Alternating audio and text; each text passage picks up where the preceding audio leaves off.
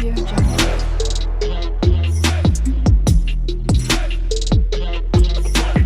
Audio Jungle. प्रश्न 22। उस अमराई ने राम राम कही है, निबंध का सारांश लिखिए। तो चलिए शुरू करते हैं। उत्तर भोपाल में एकत्र की गोष्ठी थी। बारिश की छोटी छोटी बूंदें बाहर कोलाहल मचा रही थीं। हाल में कुछ लोग हमारा समय विषय पर वार्तालाप कर रहे थे। हाल में लगभग 50 लोग जमा थे। पहले नाट्य निर्देशक अटक अटककर बोल रहे थे, फिर नपे तुले शब्दों में बोलने उठे। दूसरे व्यक्ति से उन्होंने प्रश्न किया कि अब नकली क्रांति की कविता करने वाले कवि क्या करते हैं। उन्होंने फिर कहा, वर्तमान की बात गतम 15 वर्षों से नहीं की गई। मेरी तरफ इशारा करके उन्होंने कहा कि मेरे बाद मेरे प्रिय अतीत की बात करेंगे, पर मैं तो वर्तमान में ही रहना चाहता हूँ। इस तरह गर्मा गर्मी में गोष्ठी का समापन हुआ। समझ रहे हो? भविष्य के सपने कहाँ आपने, मुझे अतीत जीवी कहने वाले मेरे प्रिय स्वयं को वर्तमान जीव कहते हैं। मैं इस विषय में कुछ कहूँ भी तो उसका कोई अर्थ नहीं, क्योंकि इस समय वर्तमान पर कब्जा तो उन्हीं का है। मेरा कब्जा न तो अतीत पर है और न वर्तमान पर। मुझे तो कभी कभी भविष्य के सपनों पर भी अपना हक नहीं लगता। उन भविष्य के सपनों की जमीन तो नीलाम हो चुकी है। मेरी विडंबना है कि शहरों में रहते और घूमते कितने ही बरस बीत गए। मैंने कई आवाजें सुनी, वर्तमान में रहकर भी वर्तमान को अपनी जीविका न बना सका। जो लोग वर्तमान में ठहर गए हैं वे ही वर्तमान को लगातार अतीत की ओर जाते हुए देखते हैं, क्योंकि वे लोग वर्तमान को आईना बनाकर खड़े हो गए हैं। यह आईना समय का बोध विपरीत कराता है। यहाँ आदमी को अपनी जगह ठहरे रहने के लिए दौड़ लगानी पड़ती है, तथा सामने खड़े आदमी के साथ पहुंचने के लिए मुड़कर चलना पड़ता है। मेरी यह कमजोरी है कि मैं ठेठ गांव का आदमी हूँ। मैं इसे झुठलाने की कोशिश नहीं करता। कोई इतिहास रचकर अपनी संतान को उससे बांधकर नहीं रखना चाहता। वह प्रतिदिन अगर इतिहासपस का शिकार नहीं होता है तो एक मंत्र दोहराता है। ले से सत्य और ऋतु उत्पन्न हुए, अद्भुत या समुद्र अर्णव, इससे अद्भुत संवत्सर, इसी तरह तप से, आकांक्षा के उत्पात से, सत्य और ऋतु प्रवर्तित हुए। मैं अतीत को नहीं वर्तमान को बड़ा मानता हूँ।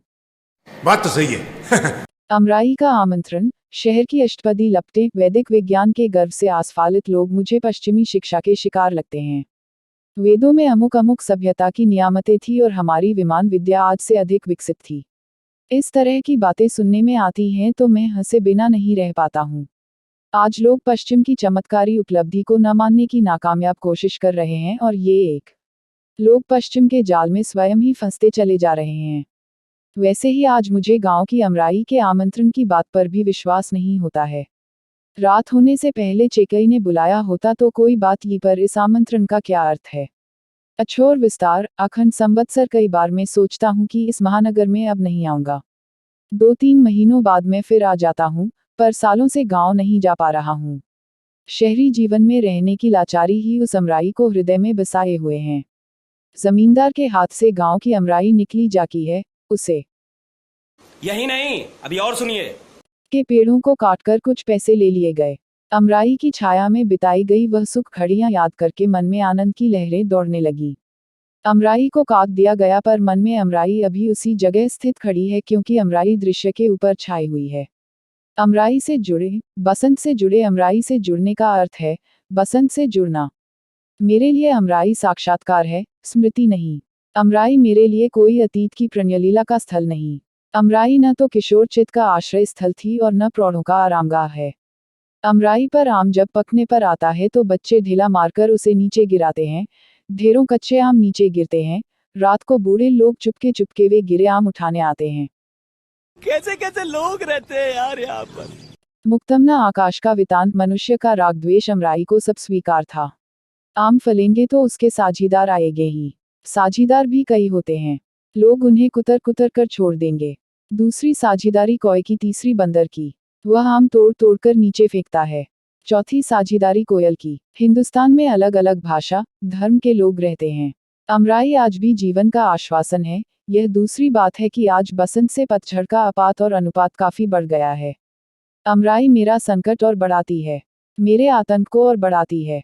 मुझे यह शहर अजनबी नहीं लगता, पर शहरियत का तनाव, जहरीली गैसें सब तरफ फैल रही हैं। वातावरण प्रदूषित होता जा रहा है। माधव हम, परिणाम निराशा। अमराई का बौराना है बसंत का आगमन। जब तुम मिलोगे तो भी मेरे पास कहाँ ठहरोगे। कुछ पल रुककर बिछुड़ना तो है ही। मुझसे प्रेम करने का परिणाम विरह ही है। बिछोह केवल अमराई से ही नहीं, स्वयं से भी है। भक्ति के इस अंश का भी स्पर्श जो चेतना को भी झंझना देता है, लेकिन जो कुछ है, मेरा नहीं, वह सब अमराई का है। तू समझा? संशय में भरे प्रश्न, आरती में बंधा मन, पूजा पाठ का आडंबर देखकर मुझे कभी कभी लगता है कि इस पूजा पाठ के बाद भी मनुष्य की कठोरता नहीं जाती। कभी साल में एक आध बार मैं विश्वनाथ जी की आरती में पहुंच जाता हूं तो उस समय प्रकाश के छंदोबद्ध नर्तन और वाद्यवृंद के ताल के उत्कर्ष पर पूजा को पाता हूं। तब भीड़ का अनुभव ही नहीं होता है। इसका कारण भी अमराई की चेतना का संस्कार है। बहुत दिनों बाद 6-7 दिनों के लिए बारात के साथ गांव गया। गर्मी गांव में अधिक थी। दिन में पेड़ के नीचे चारपाई पर बैठकर लोग गांजे के दम पर दम भरते हैं। वातावरण गांजे के धुएं से भर जाता है। गांजे के दम बाद लोग भजन, कजली, लावनी, कव्वाली आदि में झूम झूम कर नाचते हैं।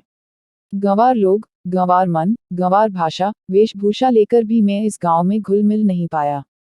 मैं जानता हूं कि मेरे आलोचक मित्र इसे अच्छे संस्कार नहीं कहेंगे, पर दूसरों की खुशी के लिए अपना गम भुला देना ऐसी साधना को गहरी मानवता का संस्कार मानने के लिए मैं लाचार हूं।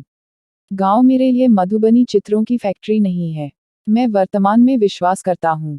अपने मन को विभक्त करने की बात सोचता हूं तो इंद्रिय आकुलता में अखंडता की बात ध्यान में आती है।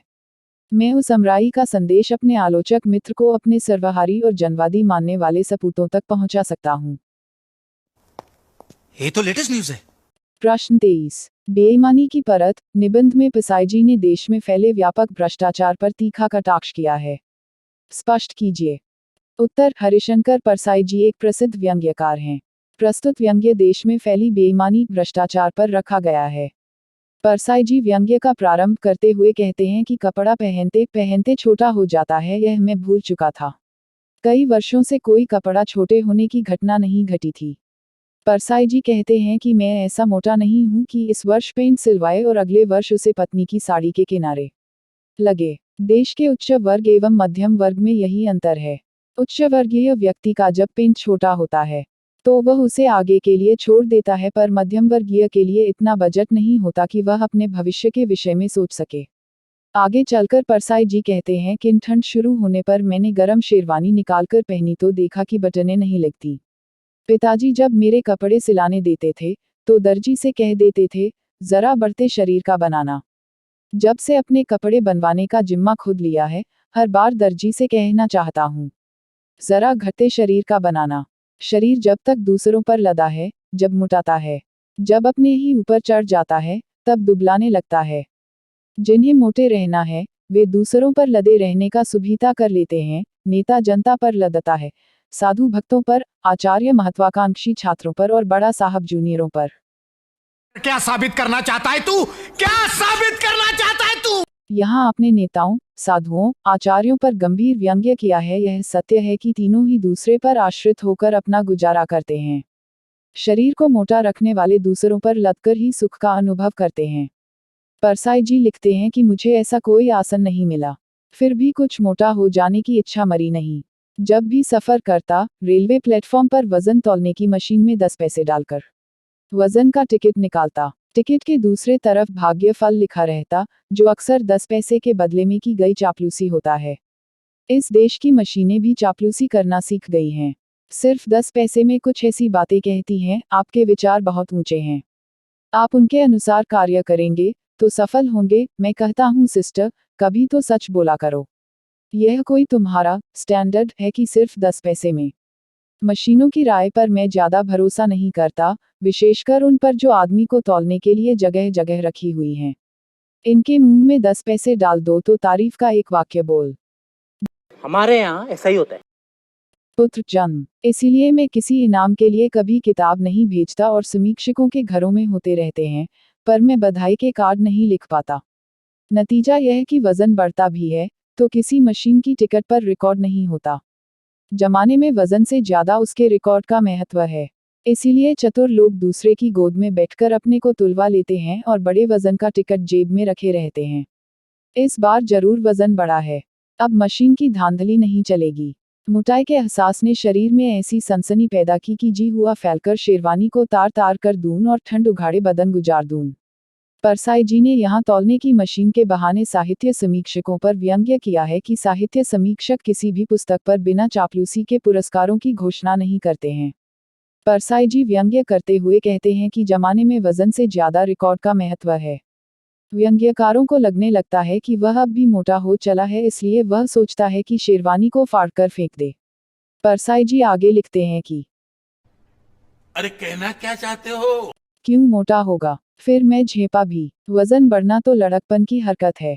कोई प्रौढ़ आदमी भी इस जमाने में। लोग क्या सोचेंगे? अनाज की दुकानों के सामने थैला हाथ में लिए कतार में खड़ा आदमी सूख रहा है।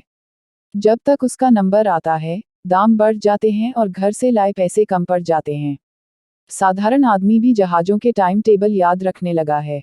अमेरिका से जहाज आएगा तो उसमें हमारे लिए गेहूं होगा, जापान से आएगा तो चावल होगा। अमेरिका में जहाजी कर्मचारियों की हड़ताल से भारतीय जन चिंतित हो जाता है। भूखमरी से हम में अंतर्राष्ट्रीय चेतना आ गई। अगर तो हर भारतीय अपने को विश्व मानव समझने लगेगा, अकाल पड़ जाए। अच्छा है, बहुत अच्छा आइडिया। यह वक्त भी कहीं मोटे होने का है। मैं शर्म से कमरे में छिपा रहा जैसे कुमारी गर्भ को छिपाती है। मेरे देशवासियों, मुझ बेशर्म को माफ करना। भारत माता, क्षमा करना, तेरा यह एक कपूत मोटा हो गया है। मैं तीसरी पंचवर्षीय योजना का एक झूठा आंकड़ा हूं, जो तुम्हें धोखा दे रहा है। सुब्रमण्यम, माफ करना यार, तुम्हारी खाद्य व्यवस्था के बावजूद मैं मोटा हो गया। ती भाई, तुम भी मुझे माफ करो, मैंने तुम्हारी अर्थनीति का अपमान किया है। कन्हैयालाल मुंशी, अजित प्रसाद जैन, साधा पाटिल, मेरे पिछले खाद्य मंत्रियों, तुम्हारे सामने मैं शर्मिंदा हूं। चिंतामन देशमुख और मुरारजी भाई, मेरे भूतपूर्व अर्थ मंत्रियों, मैं तुम्हें मुंह दिखाने के काबिल नहीं रहा। मैं पिछले 15 वर्षों की उलझी अर्थनीति और खाद्य नीति के प्रति अपराधी हूं। परसाई जी ने देश की व्यवस्था, देश के अर्थमंत्रियों, देश की जनता की सोच सभी पर बड़ा ही सटीक व्यंग्य किया है। वह लिखता है कि महंगाई लगातार बढ़ती जा रही है, इस चक्कर में आदमी सूखता जा रहा है। हम दूसरे देशों पर निर्भर हो गए, हमारी अर्थव्यवस्था चरमरा गई है। हमारी पंचवर्षीय योजनाएं केवल एक दिखावा है। परसाई जी नीचे लिखते हैं, कंट्रोल। लानी से दुबला होने में देर लगती है और पानीदार ही दुबला होता है। मुझे इस बड़े शरीर की व्यवस्था करनी ही होगी। शेरवानी को खुलवाना ही पड़ेगा। मैंने छोटे भाई से कहा। वह बहुत खुश हुआ और मोहल्ले में जितने लोगों को सूचित कर सकता था, कर आया कि मेरा भाई मोटा हो गया। मैं डरा कि अभी लोग आएंगे और कहेंगे, सुना है साहब, आज मोटे हो गए। बधाई है, ईश्वर सबको इसी तरह मोटा करे। लेकिन शाम तक मैंने लज्जा भाव को जीत लिया। इसमें क्या शर्म की बात है? मोटा हुआ है तो मेरा ही शरीर हुआ है, मेरे कारण कोई दूसरा तो मोटा नहीं हुआ। मैं इशारे से इस उपलब्धि को बताने भी लगा। दोस्त ठंड की बात करते तो मैं बीच में कह देता, हाँ, ठंड सिर पर आ गई और हमारे गर्म कपड़े छोटे पड़ गए, बटनें नहीं लगती। 2-3 दिनों में यह बात फैल गई कि मेरे एक बुजुर्ग रिश्तेदार यह कहते मेरे घर आए कि लड़के ने बताया कि तुम मोटे हो गए। मैंने सोचा, चलो देख आएं। क्या बोला तूने? अंग दुर्बलता का मैं अभ्यस्त हो गया था। गर्वपूर्वक दुबला रह लेता था। कोई ऋषि मोटा नहीं हुआ। वे सब सूखे और क्रोधी होते थे। कोई उनके चरण न छुए तो उसे शाप देकर बंदर बना देते थे। पर न मैं वैसा दुर्बल था, न वैसा क्रोधी। मैं आजानुबुझ और आकंठ टांग वाला हूँ, यानी बैठने में टांगे तक आ पहुँचती है। सोचता था, भुजाओं और टांगों का जो अतिरिक्त भाग है, वह बाकी शरीर में चिपका दिया जाए तो ठीक हो जाए। पुराने जमाने में सुंदरियों के लिए ऐसी सर्जरी होती होगी कि इसका कुछ भाग काटकर उस अंग में चिपका दिया।